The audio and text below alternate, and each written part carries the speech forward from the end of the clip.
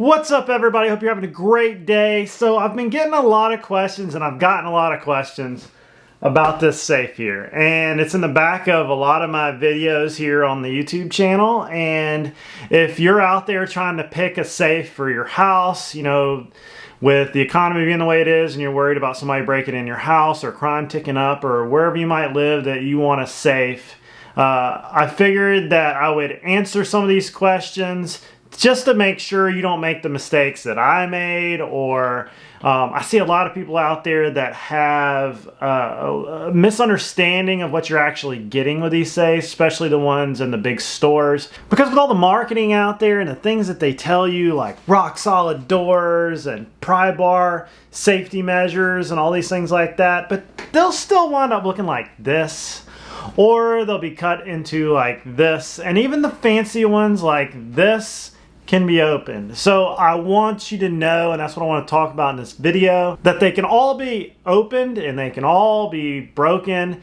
and that false sense of security needs to be known. So this is for the sake of science, everybody, and for educational purposes. So in this video I want to talk about, you know, what I've learned of having this safe and other safes, and if I had to do it over, what I would choose. So in this video we're going to talk about that, and I'm going to tell you everything I know about these, because I've basically studied this stuff more than a lot of stuff, and there are a lot of tricks and dirty, nasty marketing tricks that these companies use, and let's go over those. So here we go, everybody. When I decided to buy a safe, it was the start of the pandemic, and that I was worried that if we left the house, all the things in my house, I had nowhere really to put things. I was really more worried about having, when I have people over, that I can put the guns away, I can put, you know, watches and a couple rings and, you know, my cameras and my office equipment away. You know, where I live, the houses are not real big, and, you know, sometimes you needed a place to put things, and that was really where I was focused on, and having a safe. And I've enjoyed having safes, and, you know, since I'm moving a lot of the stuff out of here, and you know, things are going other places, I figured, you know what, I'll give you a tour, because just about everything in this safe you've either seen on this channel or I've talked about it, and it's really no secret. So this is a Liberty Centurion by Liberty, and it was like a special sale for like Christmas, where they had them with the American flag and everything on it. And there, you know, there wasn't a lot of choices when I went to buy this one. They were out all over the place, and you just couldn't find things, a selection of stuff. And I felt like the marketing on these safes was basically to say that, you know, it was going to sustain these type of attacks. Well, I'm going to break that down for you right now. Look, when you get a safe and you're buying one from a box store, we're talking about the lower end Liberties, we're talking the Winchesters, we're talking even the ones from Bass Pro Shop, under $1,000, you're getting basically a metal filing cabinet with a fancy lock, okay? Like, you're getting, and I did a video on this in depth. Check that video out. I'll put it like right here. But what you're getting is basically, I think this one's 14 gauge steel, and this is just stamped metal, and they build a filing cabinet, they build a box, and they put this wall on there, and then they try to sell you on having a strong door and all these bolts and everything.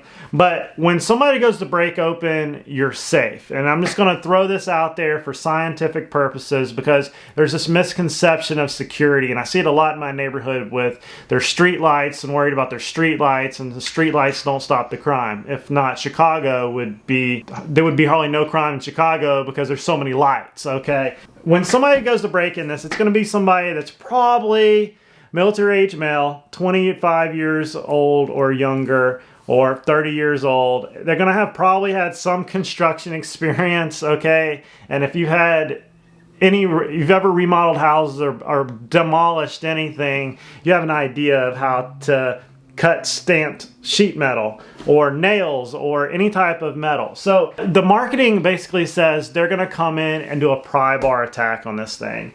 Okay, they're going to come in, they're going to stick their pry bars in it, they're going to bend the door off, and they're going to open it. They could, but the ways to kind of stop that is by putting it in a position where it's kind of hard to pry.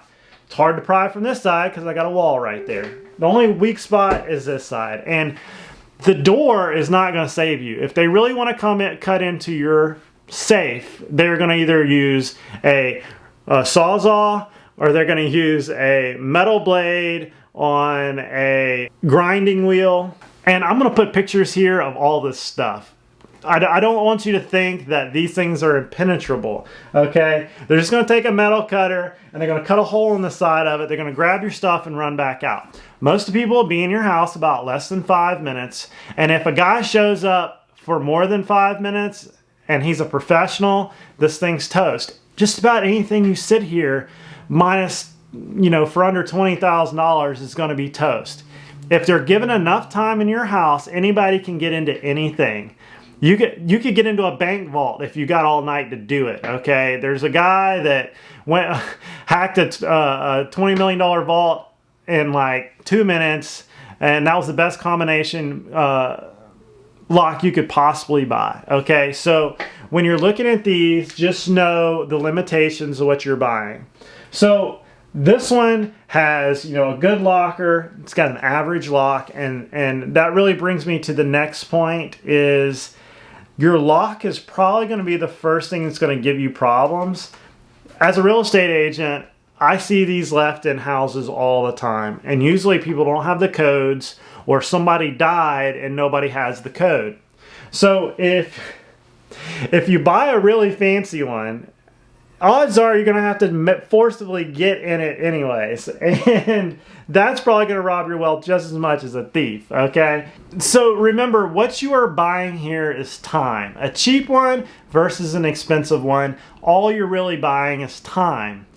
And the big misconception is people think you can buy one of these containers, sit it somewhere, and never worry about it. No, you have to add layers of security around it, like cameras, lights, alarms, neighbors, networks. Put it in a position in your house where it's visible, or they're not going to have a lot of time to access. So you have to narrow the window of time that they can work on it, making noises and grinding on it and banging on it and things like that. And then you have to change the risk-reward method of what they're getting.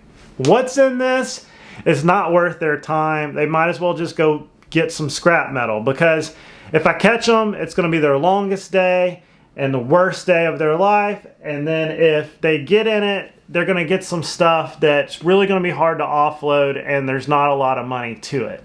And so my situation was like this. I had an old house that I didn't have a lot of space in. I needed some stuff, a place to put a camera, my MacBook, and some guns away from the kids.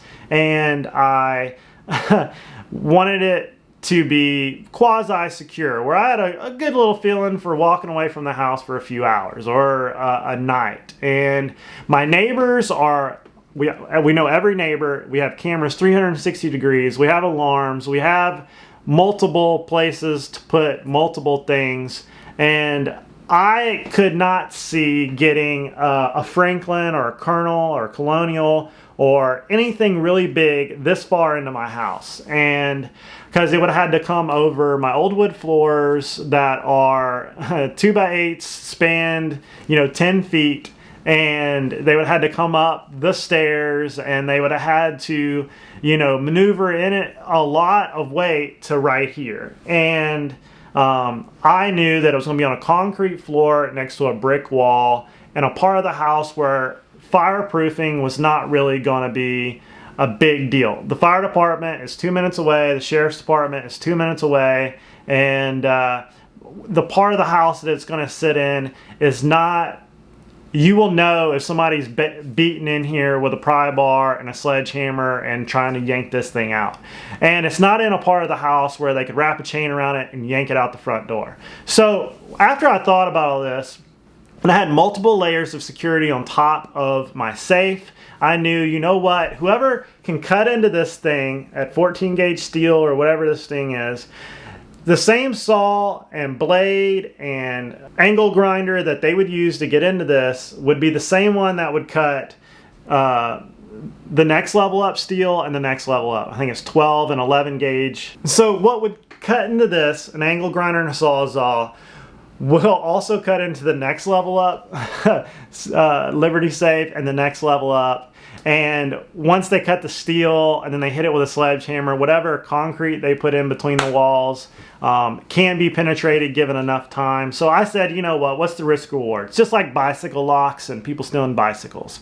I was like, the ratio of how much I'm going to be putting in this versus what I'm going to be paying for it, I was like, you know, that's what insurance is for if it comes down to it.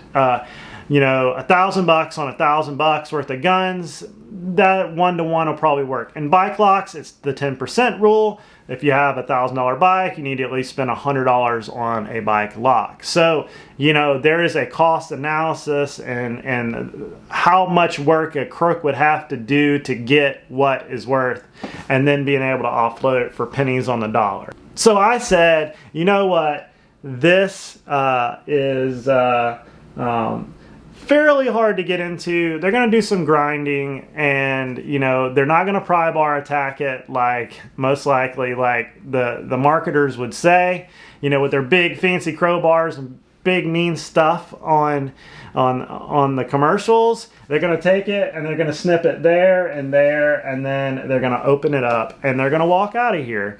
And that's just part of the game. And even on the big ones where you've got the top door ones, they'll cut those open too with a metal cutter, and it's over. And if you've got a fancy one, they'll come in with a torch and they'll cut it open. So what I'm trying to say here is buy as much steel as you possibly can, with as much fire rating as you possibly can, with as much plaster cement they have in it that you can afford, because, you know, sub $2,000, you're not getting a ton of protection. You're getting a little deterrent. If you can thump the thing in the store and it doesn't hurt your finger and it just echoes or pings, it's not a good safe. It's not a safe. It's a container. So you want to get what is actually rated a burglary safe if you're trying to put jewelry and stuff in it. I mean, like listed on the UL listing, a burglary safe. Most of the ones in the box stores are not those. So just keep that in mind. I'm trying to put it out there just so everybody understands that it's not burglary proof and it's not going to give them too hard of a time. So buy as much steel thickness and fire rating as you possibly can for your budget, and buy one as big as you can for your budget, because 18 gun safe does not hold 18 guns. It holds a lot less than 18 guns. It's really hard to get them to all fit in there. If you allow them enough time in your house, it's toast, okay? And, you know, it just is what it is. You need to consult your sheriff's department to have lower crime in the neighborhood. And, you know, just like this guy that was patrolling our neighborhood, stealing stuff this weekend, you notice he saw it, he came back to it with the proper tools, and he made quick work of it. And that was at 8 o'clock at night, and there was really nothing you could do about it.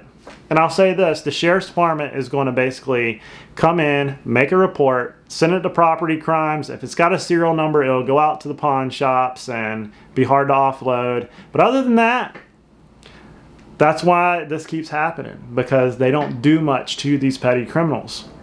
And it's sad, but that's just the way it is. So the next few things I want to talk about, I talked a little bit about locks. I think if I would do it over again, I would get a Sergeant and Greenleaf combo lock and just call it a day.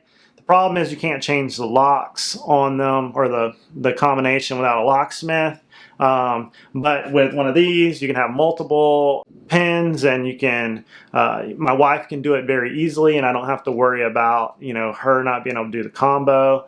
I will say this, if you have a child and he sees you do the combo, he will be able to get into this safe. Okay, I've seen 3-year-olds come in, just press the buttons because they see you pressing the buttons, and try to get in the safe. If your son is watching YouTube or is watching you and you don't cover this, for while you're doing the lock.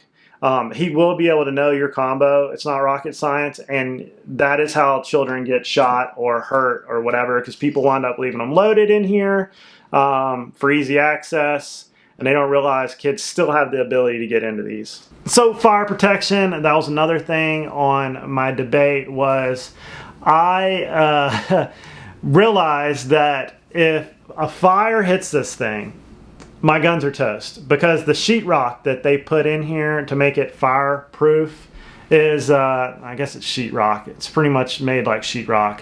Fire retardant. When that stuff gets hot, it's going to oxidize all your guns, and they're going to be toast most likely. There's been many of fires where this stuff happens. I'll pull a picture up here, and they're toast. If it's in a really hot fire, it's toast. So just forget about it. That's what insurance is for. I said brick wall, concrete, you know, this part of the house maybe survives, and the fire department's not very far away. I'll just go with the one I did with like a 30-minute, 40-minute fire rating, and just, it is what it is. There's just a couple of heirlooms, and all the paperwork is I keep in fire retardant bags. So this is an idea. You can put a safe in a safe, okay? So you take and put a fire retardant safe in this safe, and you're going to double your rating, and it might survive. You can do that with some of your paperwork, and you know, it's just an idea. So this section is kind of what I would do differently, okay? Remember, when you buy this thing, it's going to fill up, okay? Like, buy the biggest safe you could possibly get that will fit your space, because you're going to wind up putting things in it that you are just going to come up with randomly. Like, oh, that needs to go in the safe. And, things that are like your identity, and things that are an heirloom, or things that are big and you just want to be out of the way, and sometimes it just winds up being a bookshelf, and it just kind of like everything in your house just comes to it. I would have bought a fancier safe. I would have gone up and paid another, probably double. I think I paid $800 for this. I would have probably paid $1,500 for like a Franklin, okay, or like a colonial model of the Liberty, or what is reciprocal of that, like whether it be Fort Knox or whatever. I would have spent probably double of what I spent to get a fancier one, just because the locks are a little better, the storage compartments are a little better, and I feel like I would sleep a little bit better at night with them. But in some cases, some people aren't able to do that, and they just got to get what they can get. Because I think something's better than nothing. Get the best one you can, have something in here, like to protect your kids, your family, and make it quasi-hard for a criminal. You put a bike out there with a cable lock on it, and they'll think about it a little bit. But you put a kryptonite lock out there, and I'm like, it's a little harder. But you put a shackle lock out there, and he's going to let it go by. So like with this, I put my cameras in there, so like fire and stuff like that. I just, probably would have gone with one bigger. The problem is I couldn't have got it in here. So if you're safe, the door will come off, and you can move it around with the door off. It becomes instantly lighter.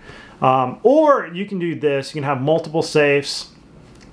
Preferably what I would do and have done is you have a safe like this, and in another location somewhere else you have a smaller safe with the good stuff, or multiple safes with the good stuff. And the smaller the safe, the harder it is to cut, because this is perfect to be able to cut. There's plenty of space, surface area to cut or pry open or whatever. So just keep that in mind. The smaller the safes, preferably like the ones that people sink in floors, or that one would be really hard to cut. You would basically have to hack the dial, and especially if they're sunken into concrete. But gun safes are just not really, the shape of them makes them not as secure. There's just so many places to attack this thing and have the ability to pry on it. Whereas like a jewelry safe that's bolted to the floor and in an odd angle, like maybe put it up high or against a wall or deep into a cabinet, or like in a wall, like where all the top, bottom, and back is covered with an obstacle, and the only thing they can do is either attack the door or pry into. Those are thoughts. Just make it hard for them, right? Like if you were gonna like if you're gonna be on a safe and it's 15 feet in the air, or it's, you know, at the back of a, you know, a chimney, it's gonna be really hard, and that's gonna take time. So they're gonna have to jimmy the door of the combo, and most people aren't gonna have the skill set for that. But if they have the skill set for it, dial's not gonna stop them either, and you'll have done all this for nothing, and which can happen. And you know, I've thought it every which way possible. If you had a cylinder safe at the bottom of a, you know, buried in concrete, and you lose the combo, and it's a $30,000 safe, your children are not going to be able to get into it when they inherit the place. And if they lost the combo, well, you're going to be spending a lot of money to get whatever was in that out, or you might not even get it out. So there's that. So I would just buy multiple safes, the best ones I could. I'd spread them out around different locations, and they would have to go from safe to safe to safe to safe, and then they might not even get anything if they did, because this is a hard target in your house. Everybody knows you got it. So don't put anything in it that they're going to make it worth to get into that thing. So just remember that. Just make it hard, make it tough, and you can buy 2 of these and bolt them together.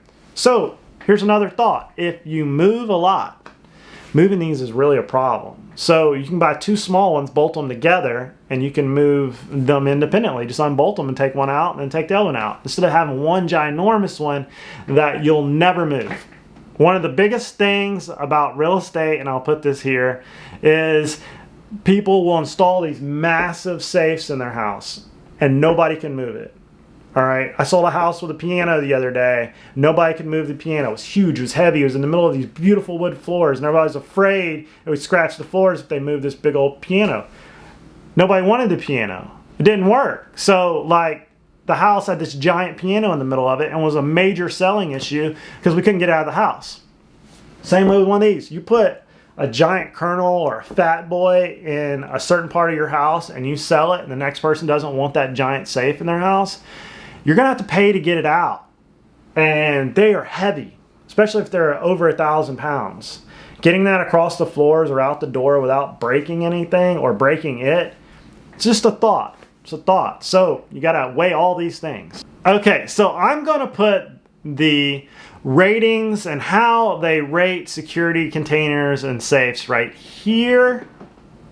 And I want you to remember that you get what you pay for. And odds are the lock, for me, it was the most important part, because I don't want to have to cut into this safe in 5 years when the warranty goes out. Make sure you get a good quality lock, and that's not on some of the cheaper safes. I actually bought this one because Liberties tend to have a better lock and warranty on them than the ones that were, the cheaper models. And, because I think this one has a 5-year warranty on the lock and a lifetime on the safe and the locking mechanisms. So in 5 years, I plan on putting a dial on this, like just a combo. They last pretty much forever. And these little mechanical lockers in here don't. We actually had to cut into one just like this. Well, they didn't cut into it, but we actually had to have a locksmith come in and, redo one of these, because I had a client, there was a passing, that nobody had the combo, there was a bunch of stuff in it, and they had to get in there, and they only had a couple days to, clean the property out. So a locksmith came in, drilled it, was in it in no time at all, reset the combo from the other side, and filled the hole, and done. So if a professional shows up, odds of this being open is very high, because a locksmith can get in no time. Just about all the things you can get to be a locksmith, or like the special tools you can get off Amazon or eBay, and not for a lot of money. So just remember, if a cat burglar shows up to your house, he's going to get into your safe.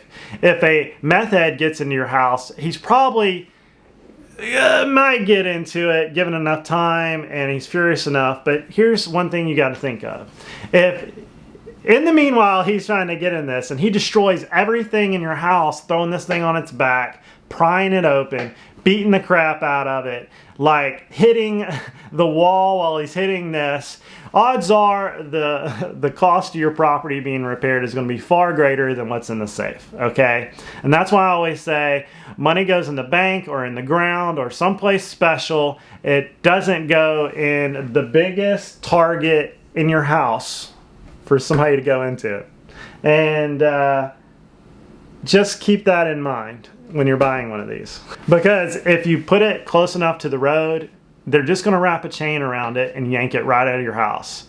And I've seen a lot of buildings recently where burglars have actually taken the wall apart on the outside to get into the inside. Especially metal buildings, they just unscrew the metal, come through the insulation, steal what they're going to steal, and go right back out. So, and that could definitely happen to people that put vault doors on their rooms, because you can come through the attic just about as easy.